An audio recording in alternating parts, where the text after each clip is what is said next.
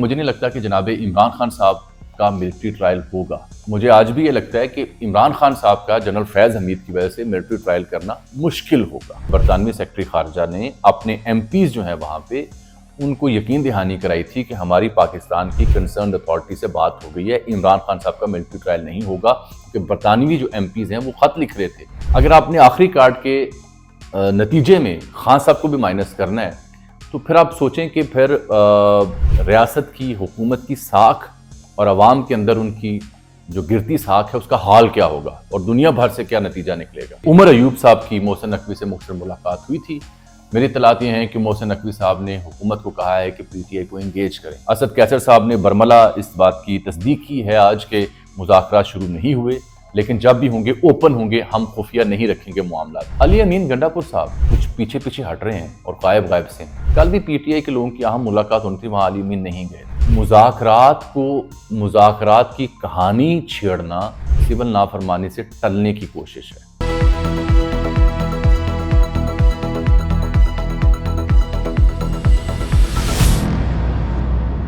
السلام علیکم۔ اجمل جامی آفیشیل میں خاکسر آپ کو خوش آمدید کہتا ہے۔ کہیے کیسے مزاج ہیں آپ کی؟ امید آپ خیریت سے ہوں گے۔ مہربانی محبت اجمل جامی آفیشیل اس چینل کو سبسکرائب کر لیں، ٹلی والا بٹن دبانا نہ بھولیں تاکہ ویڈیوز کی نوٹیفیکیشنز آپ تک پہنچتے رہیں۔ لیس فنکاری مور جانکاری۔ دن ہے آج 12 دسمبر کا اور روز ہے جمعرات۔ بڑا مبارک دن ہے جب آپ سے مخاطب ہوں۔ بڑی اہم معلومات ہیں۔ مذاکرات جو پی ٹی آئی حکومت کے حوالے سے ہیں، جنرل فیض حمید کا ملٹری ٹرائل اور تانے بانے کے خان صاحب تک جائیں گے۔ کل میں نے ایک ویلاگ کیا، کافی مجھے اس پہ سننا پڑا، اعتراض بھی اور تنقید بھی، کچھ ثبوت آج پیش بھی کروں گا، اور پھر توشہ خانہ پہ جو آج کارروائی ہوئی، فرد جرم عائد ہوگی عمران خان صاحب اور بشریٰ بیگم کے اوپر، یہ معاملات میں آج سے تفصیل سے ڈسکس کرتا ہوں آپ کی خدمت میں۔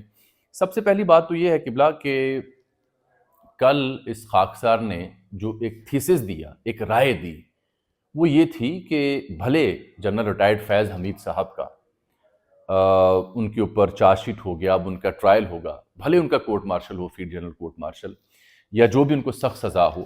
میری انڈرسٹینڈنگ یہ تھی کہ مجھے نہیں لگتا کہ کوئی سخت ترین سزا انہیں ہوگی، اور اگر ہوگی بھی تو ان کی حد تک ہوگی۔ تو میں نے کل تھیسس یہ دیا تھا کہ مجھے نہیں لگتا کہ جناب عمران خان صاحب کا ملٹری ٹرائل ہوگا۔ مجھے آج بھی یہ لگتا ہے کہ عمران خان صاحب کا جنرل فیض حمید کی وجہ سے ملٹری ٹرائل کرنا مشکل ہوگا۔ اس کی وجوہات کل میں نے 2-3 بیان کی تھیں۔ اب جب میں نے کل ویلاگ پوسٹ کیا جو حالت سفر کے دوران، تو میں نے رات گئے دیکھا کہ جناب اسحاق ڈار جو ڈپٹی وزیر اعظم ہیں اس ملک کے اور وزیر خارجہ ہیں، ان کی جین میریٹ سے ملاقات ہو گئی ہے۔ اور وہ کون ہے؟ یہ برطانوی سفیر ہیں پاکستان میں، جین میریٹ۔ یہی نہیں بلکہ یو اے ای کے جو سفیر ہیں ان سے بھی کل ہی کے دن اسحاق ڈار کی ملاقات ہوئی۔ تو وہ جو تصویر میں نے دیکھی، خاتون بیٹھی ہوئی ہیں اپنے مخصوص انداز میں، ٹانگ پہ ٹانگ رکھی ہوئی ہے، ڈار صاحب بڑے تمیز سے بیٹھے ہوئے ہیں۔ تو میں نے وہاں سوال پوچھا تھا ایکس کے اوپر، ٹویٹر کے اوپر، کہ یہ باہمی دلچسپی کے امور پر تبادلہ خیال ہو رہا ہوگا؟ نہیں صاحب، ایسا نہیں ہے، کیونکہ یہ برطانوی سفیر کے حوالے سے پاکستانی جو حلقے ہیں وہ پہلے ہی تھوڑی سی آئی بروز اٹھاتے ہیں کہ جناب یہ پی ٹی آئی کے حوالے سے بات کرتی ہیں، پی ٹی آئی کے حوالے سے سافٹ کارنر رکھتی ہیں۔ میں نے کل آپ سے عرض کی تھی کہ برطانوی سیکرٹری خارجہ نے اپنے ایم پیز جو ہیں وہاں پہ ان کو یقین دہانی کرائی تھی کہ ہماری پاکستان کی کنسرنڈ اتھارٹی سے بات ہو گئی ہے، عمران خان صاحب کا ملٹری ٹرائل نہیں ہوگا، کیونکہ برطانوی جو ایم پیز ہیں وہ خط لکھ رہے تھے، وہ اس پہ تشویش کا اظہار کر رہے تھے، زلفی بخاری اس مہم کو لیڈ کر رہے تھے۔ تو میری معلومات یہ ہیں کہ برطانوی سفیر ڈار صاحب سے موجودہ جو 2-4 دنوں میں منظرنامہ بنا ہے اس پر انہوں نے بات کی ہوگی، اس پہ یقین دہانی لی ہوگی۔ پاکستان کا برطانیہ سے تعلقات، ای یو سے تعلقات، امریکہ سے تعلقات، کئی ایک معاہدے ہیں بین الاقوامی، ان کا پاسداری پاکستان پر لازم ہے۔ یا تو پھر یہ طے کر لیں کہ ہم نے پھر ونس فار آل اپنی ضد، اپنی انا کی وجہ سے ہر آخری حد تک جانا ہے، پھر تو آپشن یہ بچتی ہے۔ اگر اس پہ جانا ہے تو پھر آپ کریں ان کا بھی ٹرائل اور خان صاحب کا بھی کریں، فائل لائیں سب کو، اور پھر آپ دیکھیں کیا ہوتا ہے۔ کل میں نے آپ سے عرض کی تھی کہ یہ جو انتہا ہے، جو آخری کارڈ ہے، میری نظر میں یہ آخری کارڈ ہے جو اس وقت کے فیصلہ سازوں کے پاس تھا، فیض حمید صاحب والا جو 4 ماہ بعد نکلا ہے۔ اگر آپ نے آخری کارڈ کے نتیجے میں خان صاحب کو بھی مائنس کرنا ہے تو پھر آپ سوچیں کہ پھر ریاست کی حکومت کی ساکھ اور عوام کے اندر ان کی جو گرتی ساکھ ہے اس کا حال کیا ہوگا اور دنیا بھر سے کیا نتیجہ نکلے گا۔ تو وہ میرا نہیں خیال کہ معاشی طور پر عدم استحکام کا حامل ملک جو رلائی کرتا ہے دنیا بھر کے اوپر، وہ اس کو قبول کر سکتا ہے، وہ اس کو سہ سکتا ہے. یہ بیسک تھیسس تھا میرا، جس پہ میں آج بھی قائم ہوں. اور تو اور آپ جو مذاکرات والی کہانی ہے پی ٹی آئی کی اور نون لیگ کی، وہ بھی میں نے کل آپ سے عرض کی تھی کہ اس کا مقصد فریقین یہ چاہ رہے ہیں، چاہے یہ والے ہوں یا یہ والے ہوں، کہ چاہے خان صاحب کی سول نافرمانی کی کال ہو یا ادھر سے جنرل فیض حمید والا پتہ ہو، یہ چاہ رہے ہیں کہ ہماری ٹرمز پہ دوسرا فریق آئے، کہ ہم دباؤ بڑھا لیں اور دوسرا فریق پھر نیواں ہو کے آئے. سمجھ رہے ہیں؟ یہ ہے اس کے پیچھے بیسک کہانی.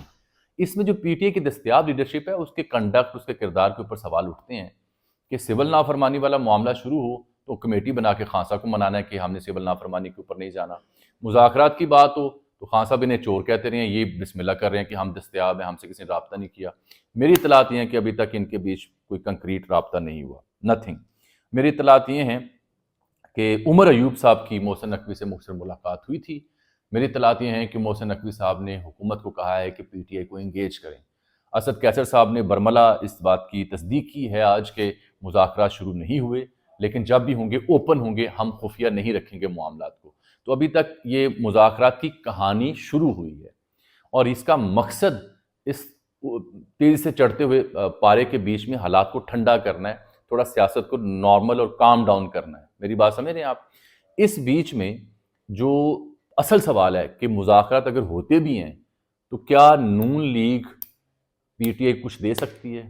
میرا جواب ہے نہیں. انہاں دے واسطہ کام نہیں ہے گا پائن، سوری. یہ صرف انگیجمنٹ ہوگی تاکہ پولیٹیکل ٹیمپریچر نیچے آئے. اب آپ سنیں، اسی وجہ سے نون لیگ، میں نے کل کہا تھا کہ نون لیگ چاہتی ہے کہ ادارے اور پی ٹی آئی آمنے سامنے ہوں اور فیض حمید صاحب کے ٹرائل کی کہانی خان صاحب تک جائے، کیونکہ نون لیگ کا سروائیول اسی میں ہے. اگر ایسا نہیں ہوتا تو نون لیگ دے پلے کیے گئے، کی بیچنا انہوں نے. یہی وجہ ہے کہ آج عرفان صدیقی صاحب وہ کہہ رہے ہیں کہ اگر پی ٹی آئی چوروں سے بات کرنے کو تیار ہے تو پھر راستے کھلے ہیں. پی ٹی آئی ہر جگہ بے بس اور لاچار ہو گئی تو مذاکرات کے لیے آئے ہیں.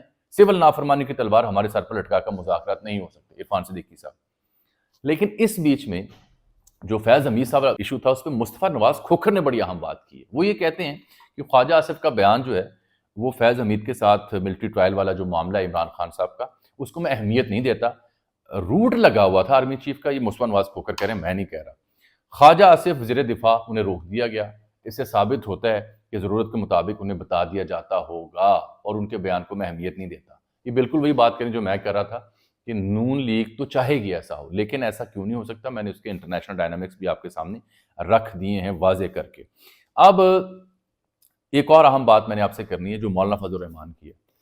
مولانا نے آج کہا ہے یہ کورٹ مارشل ہوتا دیکھ رہے ہیں، ان سے سوال پوچھا، انہوں نے کہا یہ ہمارے دائرے سے باہر کا معاملہ ہے، فوج کا اندرونی معاملہ ہے، ایک ریٹائرڈ بندہ اس کا معاملہ ہے. مدارس بل کے اوپر انہوں نے بڑی واضح بات آج کر دی ہے کہ ایک بل 26ویں ترمیم سے پہلے اس پہ ایگریمنٹ ہوا، وہ پاس ہو گیا، صدر نے دستخط نہیں کیے، 10 دن کے بعد اس کو نوٹیفیکیشن آنا چاہیے. ہمارے رائے میں یہ ایکٹ بن چکا ہے. وہ اب عدالتوں میں جانے اور احتجاج کرنے کی بات کر رہے ہیں. مولانا نے اس میں عارف علوی صاحب کی مثال دی کہ ان کے دور میں بھی ایک ایسا بل آیا تھا، اس پہ دستخط نہیں کیے، 10 دن بعد حکومت نے نوٹیفیکیشن جاری کر دی. تو مولانا کو ایزی نہ لیں، مولانا بہت کنسرنس کا اظہار کریں قرم کے اور دیگر واقعات کے اوپر. اب آ جاتے ہیں ذرا یہ توشہ خانہ کیس کے اوپر. تو پہلی بات آپ میری سمجھیں جو میں نے آپ سے ڈسکس کی تھی، توشہ خانہ کا جو کہانی ہے. اچھا، اس بیچ میں آپ جتنی خبریں سن رہے ہیں نا کہ 50 سے زائد لوگوں کے رابطے تھے، 3 اینکرز بھی تھے، سنتے رہیں، ایزی ہو کے سنتے رہیں. توشہ خانہ جو تھا یہ اس میں عمران خان صاحب اور بشریٰ بیگم پر فرد جرم عائد کر دی گئی ہے، اور یہی وہ کیسز ہیں جن پہ عمران خان صاحب کو سزا دینے کا ہدف ہے، کسی اور کیس میں نہیں. اس میں یہ جج شاہ رخ ارجمند ہیں جنہوں نے توشہ خانہ 2 کے کیس میں ان پر فرد جرم عائد کی ہے، اور نیب نے یہ تحقیقات کی تھیں، چلان جمع کروایا تھا. توشہ خانہ کے پہلے کیس میں خان صاحب کو بشریٰ بیگم کو رہا کیا گیا تھا. آج بشریٰ بیگم جب پیش ہوئی ان سے بڑے سخت سوال کیے گئے، وہ خاموشی سے چلتی رہیں کہ آپ ڈی چوک میں کیوں گئیں، کس کے کہنے پہ گئیں، اکیلے چھوڑ دیا گیا، علیمہ خان سے آپ کا کیا پھڈا ہے. ان سے کئی سوال پوچھے گئے لیکن بشریٰ بیگم خاموش رہیں. بشریٰ بیگم کی بات میں کل کر چکا ہوں. ان پہ الزام یہ ہے توشہ خانہ 2 میں کہ انہوں نے 2021 میں جو دورہ سعودی عرب کیا تھا اس دوران حاصل شدہ جو بلغاری کا جولری سیٹ تھا وہ توشہ خانہ میں جمع نہیں کرایا، اور یہ محمد بن سلمان صاحب نے دیا تھا. اس میں ایک عدد بریسلیٹ، انگوٹھی، جھمکی اور نیکلس شامل. اندازہ کریں کہ کیس کی نوعیت کیا، اور وہ خان صاحب اس کی وضاحت بھی دیتے ہیں کہ بھائی پیسے دے کے رکھ لیا تھا، کیا ہو گیا. اب انہوں نے جو اس میں آگے کیا ہوگا، آگے یہ ہوگا کہ اب دونوں، کیونکہ فرد جرم عائد ہوئی ہے نا، کہ یہ آپ پہ جرم ہے۔ اب دونوں فریقین کی جانب سے گواہان کی فہرست پیش کی جائے گی اور پھر جرا ہوگی، جسے کراس ایگزامینیشن کہتے ہیں۔ حکومت ثابت کرے گی کہ یہ الزام ہے، یہ درست ہے، وہ آگے سے جواب دیں گے۔ اس کے بعد ملزمان کا بیان 342 کا ریکارڈ کیا جائے گا اپنی صفائی کے حوالے سے، اور پھر عدالت فیصلہ دے گی۔ میری نظر میں یہ کیس جلدی سماپت ہوتا مجھے دکھائی دے رہا ہے۔ علی امین گنڈا پور صاحب کچھ پیچھے پیچھے ہٹ رہے ہیں اور غائب سے ہیں۔ کل بھی پی ٹی آئی کے لوگوں کی اہم ملاقات ہونی تھی، وہاں علی امین نہیں گئے تھے۔ آج بھی خان صاحب سے لوگ ملے ہیں جیل میں، اور مذاکرات کے حوالے سے بھی اپڈیٹ دی ہے، سول نافرمانی کے حوالے سے بھی اپڈیٹ دی ہے۔ مذاکرات کی کہانی چھیڑنا سول نافرمانی سے ٹلنے کی کوشش ہے۔